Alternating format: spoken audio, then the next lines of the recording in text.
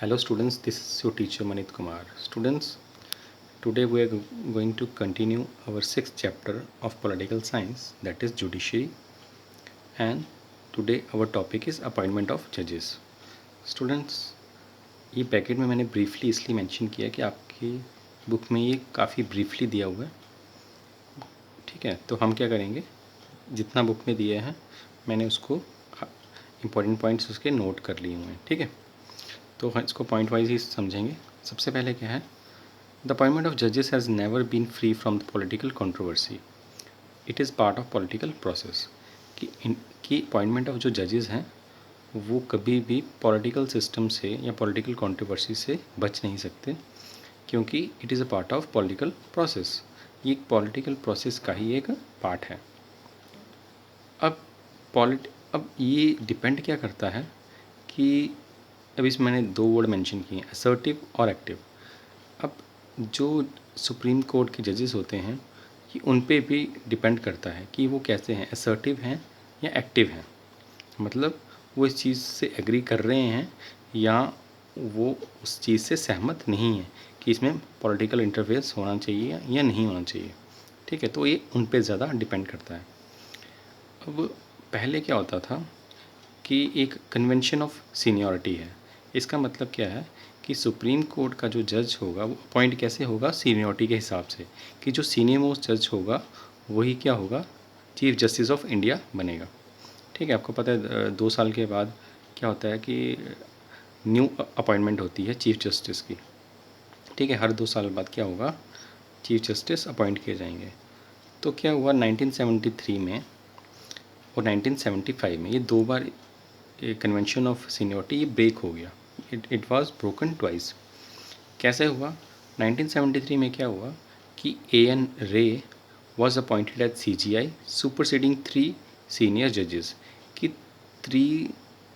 Three senior जजेस के होते हुए A.N. राय जी को प्रमोट कर दिया गया as a chief justice of India. मतलब उनसे सीनियर 3 जजेस थे, फिर भी उन्हें अपॉइंट कर दिया गया। उसके बाद क्या 1975 में justice M.H. Beg was appointed superseding justice HR Khanna, कि M.H. बेग जो थे उनको CGI बना दिया गया, that is chief justice of India, और जो HR खन्ना थे वो उनसे भी सीनियर थे, फिर भी M.H. बेग को क्या बना दिया गया, चीफ जस्टिस। तो कहने का मतलब क्या है कि जो रूल था कि सीनियर बंदे को या सीनियर जो सुप्रीम कोर्ट के जजेस होंगे उनको CGI प्रमोट किया जाएगा, तो वो 2 बार ब्रेक हो गया। एंड द अदर जजेस of supreme court and the high court are appointed by the president after consulting CGI। अब क्या होता है, जो बाकी के जजेस होते हैं चीफ जस्टिस के अलावा, उनकी अपॉइंटमेंट कैसे होती है कि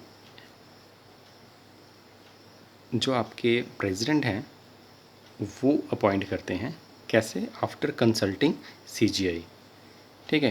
कंसल्टेशन किससे करेंगे, वो CGI से। जब कंसल्टेशन की बात आती है तो प्रॉब्लम क्या होती है कि आपको पता है हमारे प्रेसिडेंट क्या हैं, वो एग्जीक्यूटिव की रियल पावर्स को एंजॉय नहीं करते हैं। रियल पावर कौन एंजॉय करता है, prime minister and council of ministers, ठीक है। तो उसमें क्या होता है कि उनकी इंटरफेरेंस हो जाती है, किसकी, एग्जीक्यूटिव की। तो एग्जीक्यूटिव में आपके काउंसिल ऑफ मिनिस्टर्स एंड आपके प्राइम मिनिस्टर बहुत ही इंपॉर्टेंट रोल प्ले करते हैं, ठीक है। अब जब एग्जीक्यूटिव जब अपॉइंटमेंट में आएगा तो उसमें क्या होगा, 2 चीज़ें होंगी।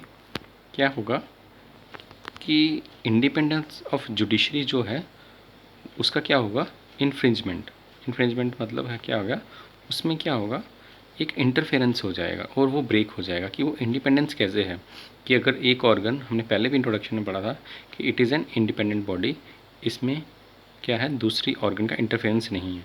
पर यहाँ पर क्या हो रहा है, इसका इंटरफेरेंस हो रहा है, किसका, एग्जीक्यूटिव का, क्योंकि हमारे council of ministers and PM वो इम्पॉर्टेंट रोल प्ले कर रहे हैं इन द अपॉइंटमेंट ऑफ जजेस of the supreme court and high court, ठीक है। तो क्या हुआ 1982 से 1988 तक काफ़ी क्वेश्चन अराइजेज हुए, मतलब सुप्रीम कोर्ट में काफ़ी ऐसे ऐसी पिटिशन्स आई कि ये चीज़ें जो हैं ये गलत प्रैक्टिस हो रही हैं, क्योंकि इससे क्या हो रहा है, एग्जीक्यूटिव का उसमें दबदबा बढ़ रहा है। अब अगर वो जजेस अपॉइंट करेंगे तो उनके जो डिसीजंस होंगे वो वहाँ पर इन्फ्लुएंस करेंगे। इन्फ्लुएंस कैसे करेंगे कि अगर प्राइम मिनिस्टर और काउंसिल ऑफ मिनिस्टर्स ही अगर उनका मेन रोल होगा अपॉइंटमेंट ऑफ जजेस, तो वो अगर पॉलिटिक्स में क्या होगा उनमें, तो जजेस के ऊपर पॉलिटिक्स भी चल सकती है, क्योंकि उन पे दबाव डाला जा सकता है कि हमने आपको अपॉइंट किया तो आप हमारे फेवर में डिसीज़न दो। तो ये काफ़ी क्लैशेस हो सकते हैं। तो उसके बाद क्या हुआ, 1982 से 1998 तक प्रॉब्लम्स आई। तो उसके बाद एक प्रिंसिपल बनाया गया। क्या प्रिंसिपल बनाया गया? Principle of collegiality. इसका क्या मतलब है? In making of recommendations for appointment consultation with CGI and 4 other जजेस। कहने का मतलब क्या है कि प्रिंसिपल ऑफ कॉलेजियलिटी का मतलब क्या है कि पहले क्या था, सिर्फ कंसल्ट किससे किया जाता था? CGI और काउंसिल ऑफ मिनिस्टर्स से। फिर उसके बाद क्या हुआ कि 4 जो अदर सीनियर जजेस होंगे उनका एक उनसे भी कंसल्ट होगा और काउंसिल ऑफ मिनिस्टर से भी कंसल्ट होगा। पहले सिर्फ CGI से कंसल्ट किया जाता, तो मतलब एक जज से आप कंसल्ट कर रहे हो। उसके बाद जब आप 4 अदर जजेस भी उसमें इन्वॉल्व होंगे, तब क्या होगा, जुडिशरी का पलड़ा भारी हो जाएगा। मतलब उनको एक सपोर्ट मिल जाएगी 4 जजेस की। अगर 4 जजेस की सपोर्ट मिलेगी तो वो जो रेकमेंड करेंगे जजेस, तो उनमें क्या होगा, उनकी बात में एक पॉइंट होगा, तो उसको फिर काउंसिल ऑफ मिनिस्टर्स जो है वो उनको कट नहीं कर पाएंगे। ठीक है, मतलब उनका जो उनकी जो साइड थी उसको एक मजबूती दिलाई गई। ठीक है, जिससे क्या होगा, एक बैलेंस्ड वे में अपॉइंटमेंट होगी, और जो कि जिससे क्या होगा, ज़्यादा पॉलिटिकल जो इंटरफेरेंस है वो इतना ज़्यादा इफ़ेक्टिव नहीं होगा। ठीक है, तो ये था आज का हमारा टॉपिक, अपॉइंटमेंट ऑफ जजेस। तो इसमें ब्रीफली दिया हुआ था, तो हमने जितना दिया है मैंने सारे मेन पॉइंट्स आपको समझा दिए हैं। Thanks and have a nice day.